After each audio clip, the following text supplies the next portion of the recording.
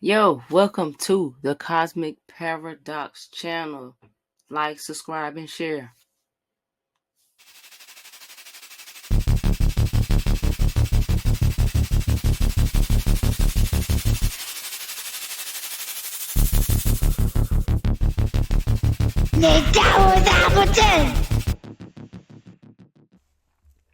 Peace, peace, peace. What's going on, everybody? Peace, welcome. It's the one and only Cosmic Paradox. And I'm bringing you guys a little breakdown today. I'm not going to hold you too long. But I felt it was time to put together something, or just have something well put together that breaks down what is the true meaning behind Christmas. I'm pretty sure you've always felt there has to be more meaning to it. Why is this such a big holiday? Is it more than the lights, the gifts, the caroling, all of those little intricate things that make up the holiday or the Christmas season or the Christmas spirit or the magic of Christmas? And it's not a coincidence that we have these expressions that talks or that is emphasized this particular time of the year. So, you know, what if I told you that this holiday holds the blueprint for spiritual transformation? You know,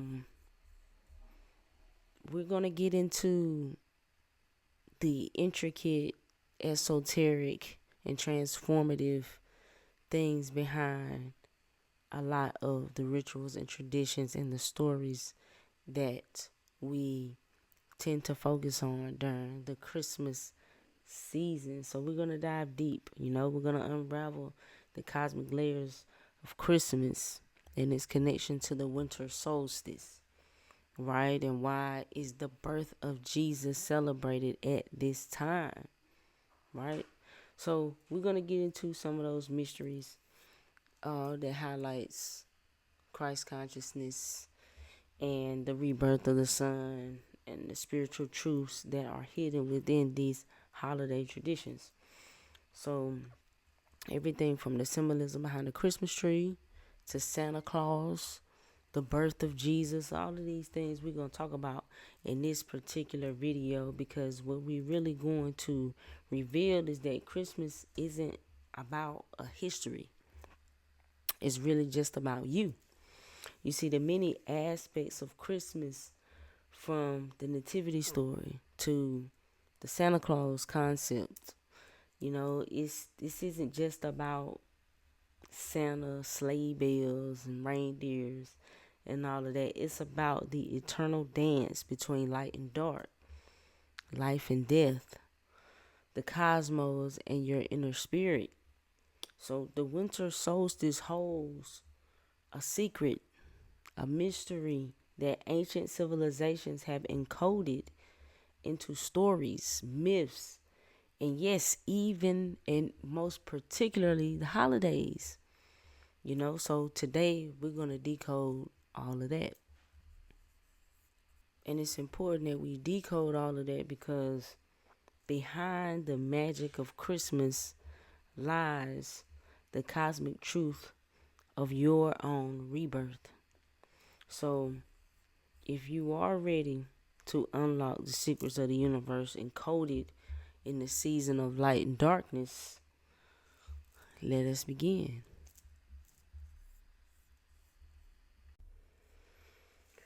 A lot of my knowledge about esoteric symbolism began around 2012 is when I really started to get into the more science. Maybe about 2010.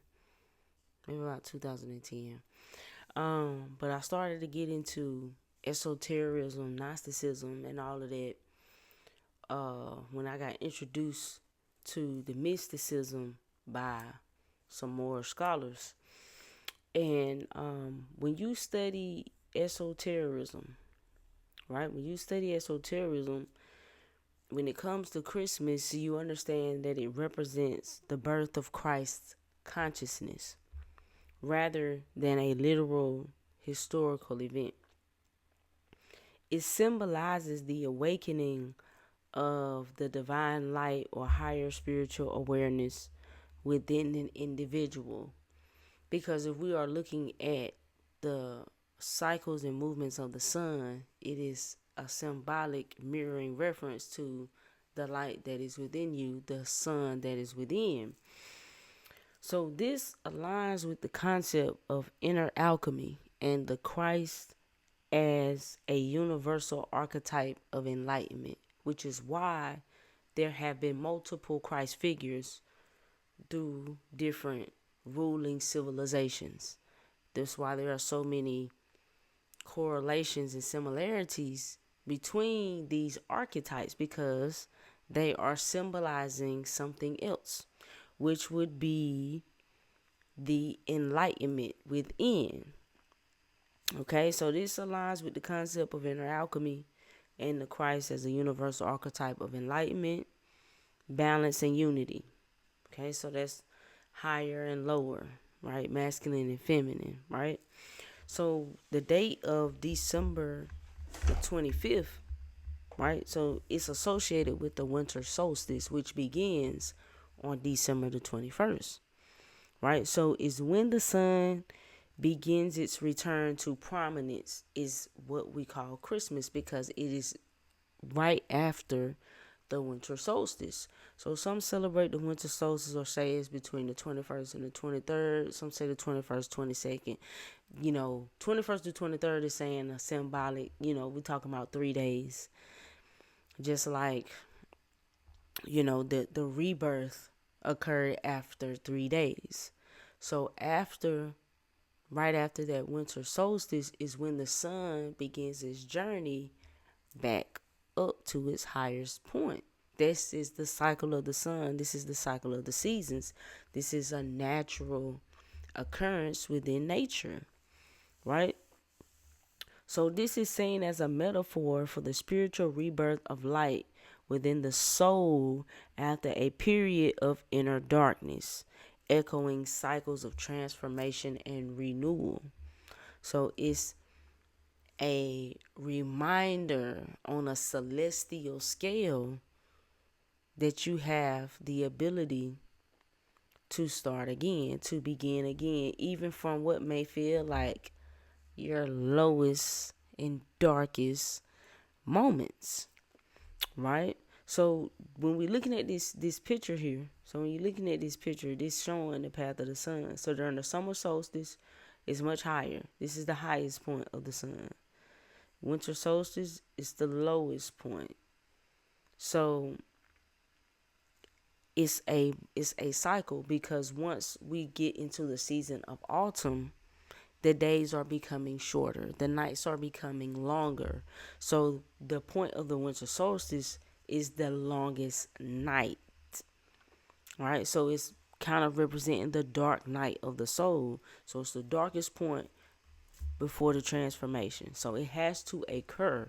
So you have to be aware that you're going to get down on your luck sometimes. You're going to get in low places sometimes. But it's only in order to bring you back anew. So that's why this is usually a time of rest and recharge when you're dealing with the winter season.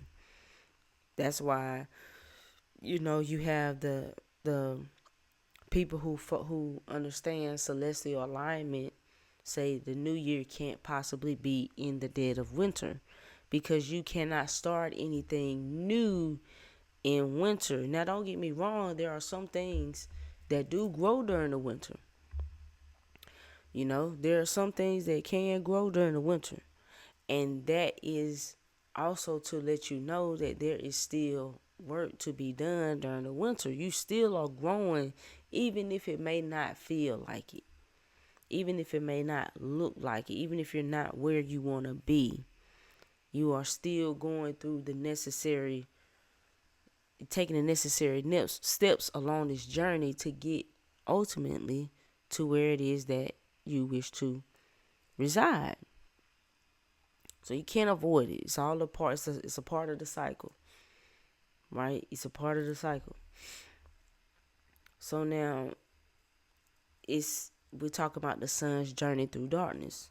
The winter solstice, the longest night, the shortest day of the year, symbolizing the death of the sun and the rebirth, which is why the birth of Christ. And we're going to get into the symbolism behind the birth of Christ, why all of that is celebrated, particularly at this time, because it's all in correlation to the sun, right? Jesus Christ, Christ known as the Son of God, because it is symbolic. It is a story, a narrative of the Son of God, right? So now, esoterically, the death and rebirth of the sun is part of the symbolism. So the winter solstice is when the sun appears to stand still, right? So that's what solstice is implying. You have a winter solstice, you have a summer solstice. It's the point where the sun is standing still, so to speak, for 3 days before it begins its ascent.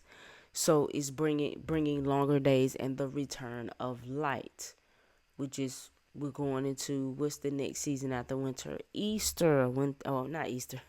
It's spring. Spring. And Easter is usually celebrated at the time of the spring equinox, symbolizing the return of the light, which is why it's the begin to see the birth and the flowering of all the plants and things like that. Everything gets,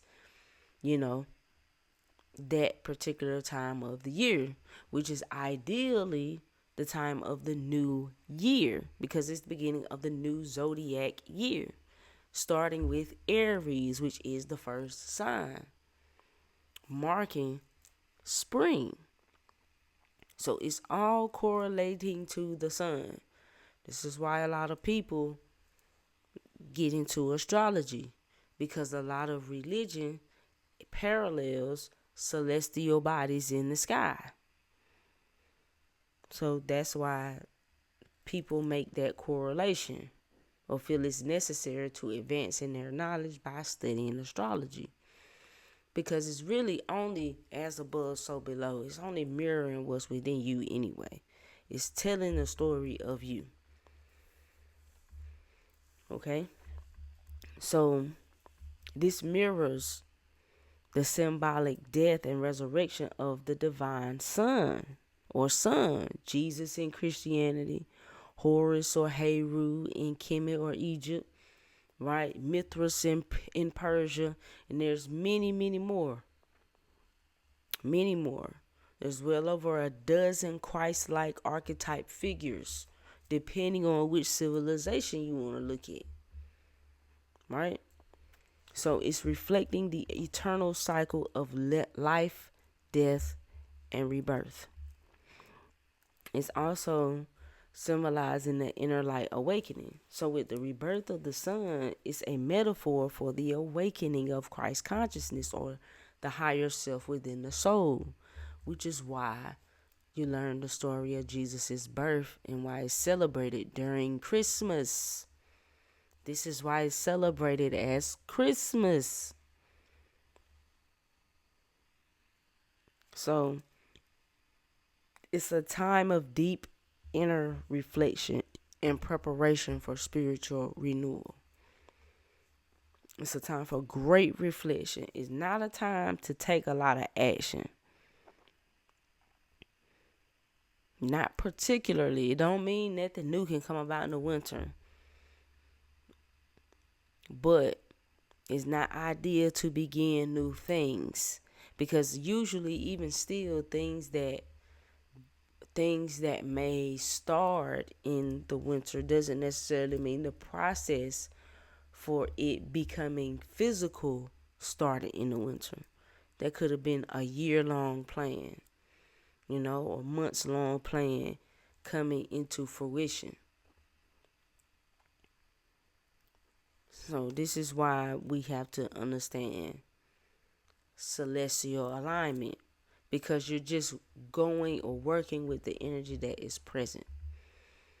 So this is why you got to get in the Christmas spirit. It's in it for every holiday. This is why for every holiday When you go into stores, they start to put out the things for the next holiday months before it arrives, so that you can already subconsciously be preparing in your mind to resonate with that energy. Now, yeah, capitalism has, of course, taken over this whole world, and everything operates from a form of capitalism, trying to get you to spend money. But money and currency aligns with energy. Gold and silver, that's the sun and the moon. So it still is aligning with celestial bodies. So it all fits still and correlates. Even if we don't like it, it still fits. So you can't be mad at the energy. You just got to understand how it operates, so that you can utilize it for your own spiritual enlightenment. Because really, it's all about the true currency, which is your light. So if you can advance your light, which is your knowledge ultimately, really, then that's spiritual currency. That's spiritual currency, right?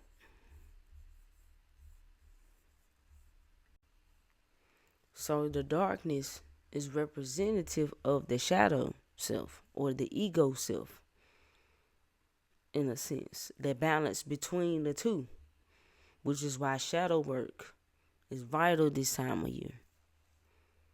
It's vital. But see, a lot of us aren't really thinking about that this time of year, which is why so many of us get so drained, because we're not utilizing the energy in that aspect.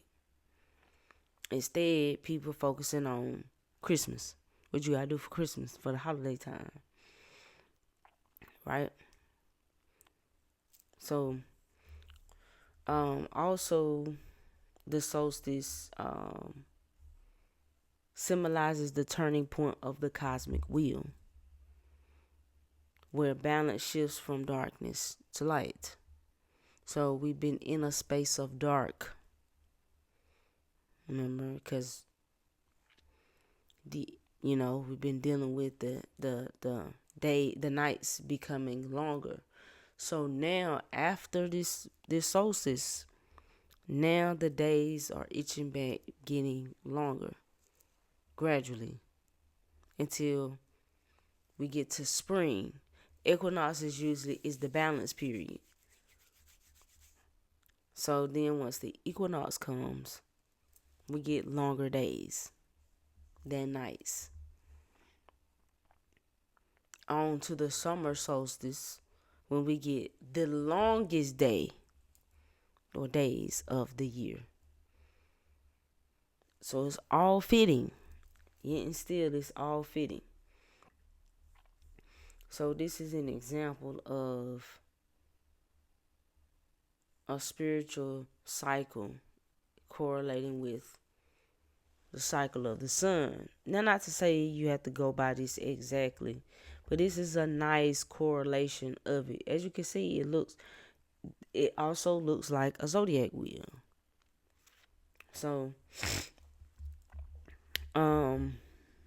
this is, because we're dealing with symbolism of the winter solstice, and it's correlating with your personal transformation. Right? So it's dealing in personal transformation. So you're dealing with renewal.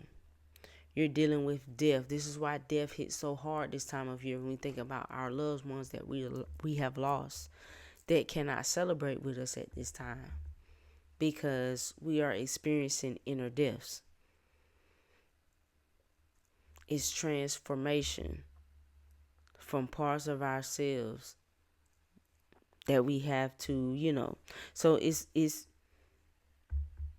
it's a time for symbolic death of the ego, right? And with that, you're talking about old patterns, bad habits, In the dark, fertile soil of introspection, the seed of the higher self is planted.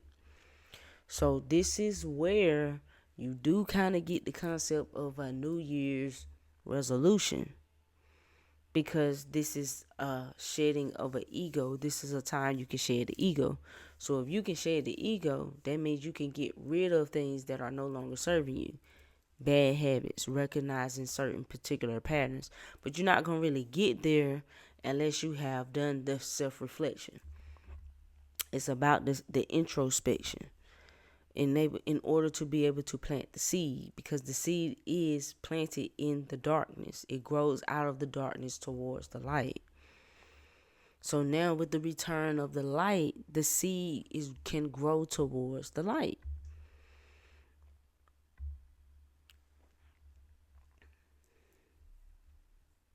So the 3 days of stillness, or that pause, it mirrors the 3-day death and resurrection myth found in many spiritual systems, like the death of Jesus, the death of Christ. Now you may be wondering, well, we don't really celebrate that in the summer. During Christmas, we celebrate that for Easter. And that's because, again, we just talking about the story. It's about the symbolism within the story, so you can understand the story. So we celebrate the birth of the Christ energy at Christmas. You understand? And in order for that birth to occur, it's from the shedding or the death of the ego. So you are born anew. So it's symbolizing that period of incubation and transformation, the balance of light and dark. So the solstice teaches that darkness, whether that be ignorance, challenges, all the things that come up in your shadow work, isn't to be feared, but you got to embrace it as a part of the cycle. That has to happen. So from the deepest darkness comes the light of renewal and wisdom. Christ consciousness. The birth of Christ is symbolizing Christ consciousness, the birth of Christ consciousness. So it aligns with the alchemical and the universal principle, as above, so below, as within, so without. We're dealing with the union of opposites. So the rebirth of the sun is emphasizing the union of opposites, the light and the dark, the masculine and feminine, spirit and matter, right? It's necessary for spiritual wholeness. So this duality echoes the Hermetic principle of polarity. So it's a sense of wholeness, because that's what true enlightenment brings. That's what real alchemy is, the integration, the bringing together of the supposed opposites.